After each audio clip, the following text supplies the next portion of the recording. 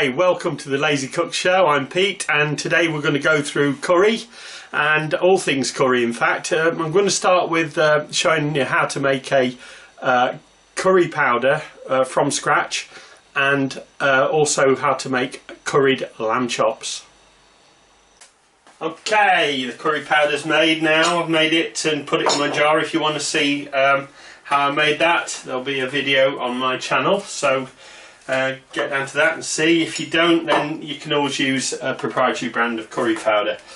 So I've got 600 grams of beautiful lamb chops, delicious lamb chops. They're Welsh lamb. I've got 300 ml of meat stock. I've got about 5 cloves of garlic, chopped up, roughly chopped. I've got a whole medium-sized onion, roughly chopped, and I've got half an onion, which is sliced like this. I've got some curry powder. I'll show you how much of that to use in a minute. I have got some ginger, the equivalent here of 3 ice cubes of ginger. There's also videos on preparing onions and preparing ginger and garlic on my channel. So in addition to all that, I've got some tomato passata, because we're going down the tomatoey curry route with this. So it's just a sieved tomato passata that I'm using, and that's a standard carton. I probably won't be using all of that, but that's a 500 gram carton. Okay, the next thing I'm going to do is get a few things into my food processor. So we'll get this onion in, not the slices, just the chopped up onion. This is the Lazy Chef way, don't forget. The Lazy Chef. And that can all go in there, as can the ginger. That can go in, as can the garlic. That can go in. And Lazy Chef way, don't forget, as can 1, 2, 3 heaped teaspoons of my homemade curry powder.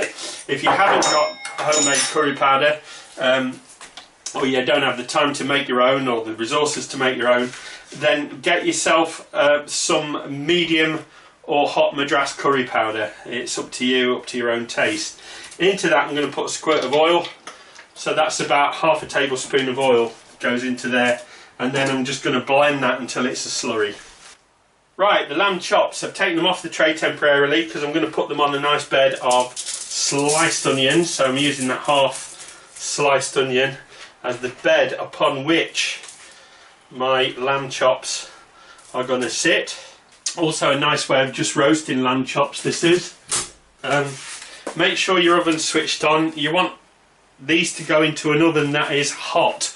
So what I'm doing is I'm saying around about 200 degrees Celsius, which is 400 Fahrenheit, and then I'll arrange the lamb chops on the tray, as so, on top of the onions, and that will make them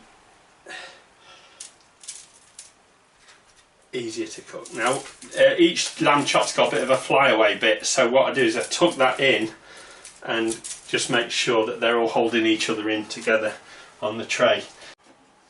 Okay, into the pan went 3 tablespoons of oil, of cooking oil, and I'm going to now sweeten this with some whole spices. Right, the whole spices that went in there are cardamom seeds, a pinch of cumin, a pinch of fennel seeds, and a pinch of ajwan, and also there's a couple of little sticks of cassia bark that's going in there. Now what you do is you swirl those around in the fat until they start to pop. Okay, they're starting to pop now, so into the fat now goes, that's the mixture that we blended. Oh, smell of that. Oh, wow. Oh dear, that never ever fails to amaze me, the smell of that. Okay, that goes in there. And we use Spoonzilla to keep that moving now.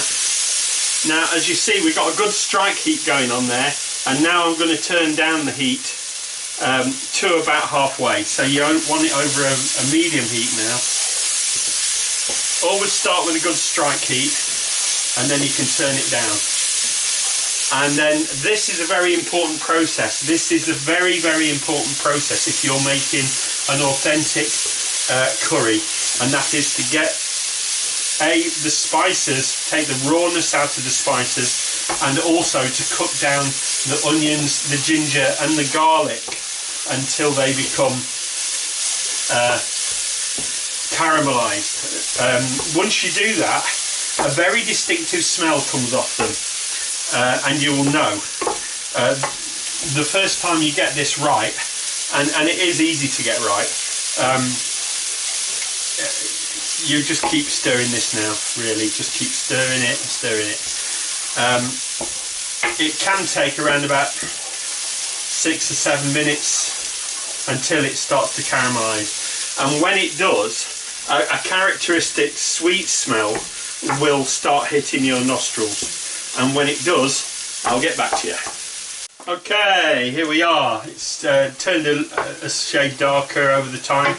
All you got to do really is you keep it moving. You don't allow it to burn on the bottom. If you allow it to burn, it ends up bitter and you need to throw it away. Okay, but at this stage, we're good. So now I can add a little bit of the tomato paste to it, of the tomato passata, and what I've added there is about 3 tablespoons, and I'm just going to stir that in.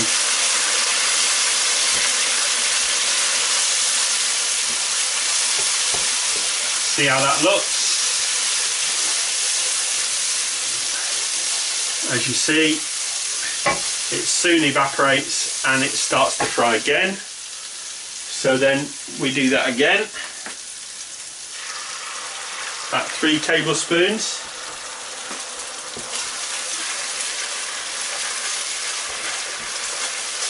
And as you can see now, it's starting to resemble something like a red curry sauce.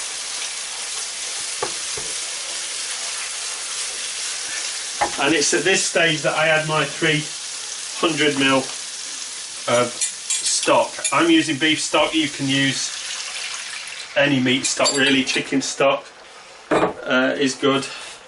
And then what we do now is we bring this to the boil and then reduce it.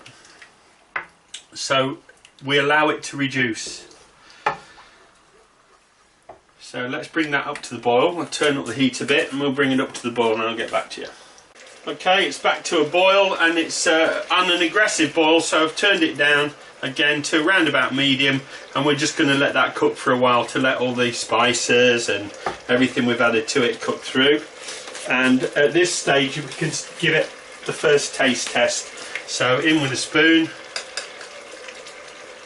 a little stir, and then come away with it. Wow. That's on the money. It's meaty, it's spicy, and it has all those lovely fresh curry flavours in it. Delicious. So that's kind of where we want to be. I think what I might do at this stage though is add a little bit more of the tomato paste.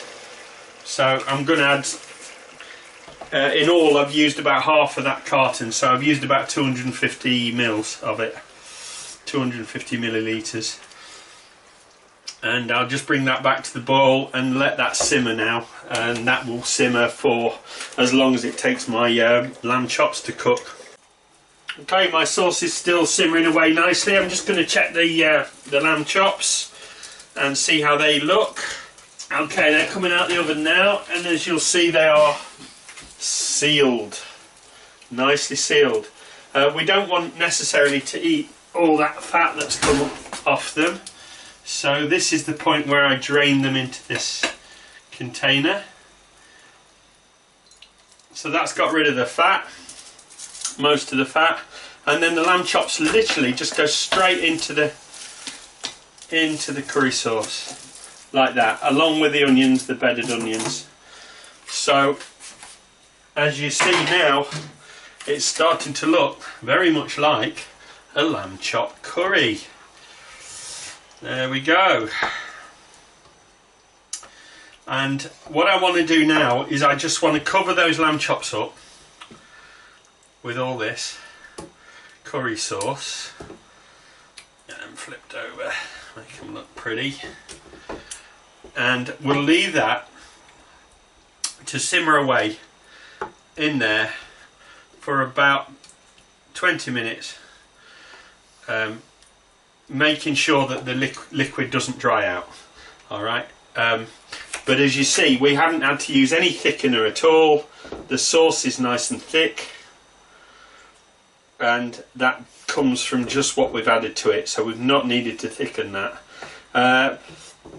We let that simmer for a while, around about 15-20 minutes like I said, and then we can garnish it with something like either fresh raw onion is rather good with it.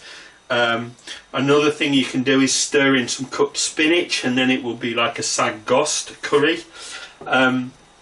Another thing you can do with it is just sprinkle on some fresh chopped coriander, which is probably what I'm going to do with this, and then we serve this either with rice or with your favourite roti. So here we are, lamb chop curry. All I've done is I've added some coriander to that, which you'll see, the green bits in there, and that's simmered for another 20 minutes, and that's ready to serve. Serve it on plain white basmati rice, or you can make a pilau rice. I haven't put a recipe up for that, but I will at some point in the future, so keep an eye on my channel. And or you can serve it with a flatbread, a roti of your choice, or some naan bread. But either way, it'll be a delicious meal. And don't be afraid to get in there with your fingers and start eating it off the bone. Enjoy.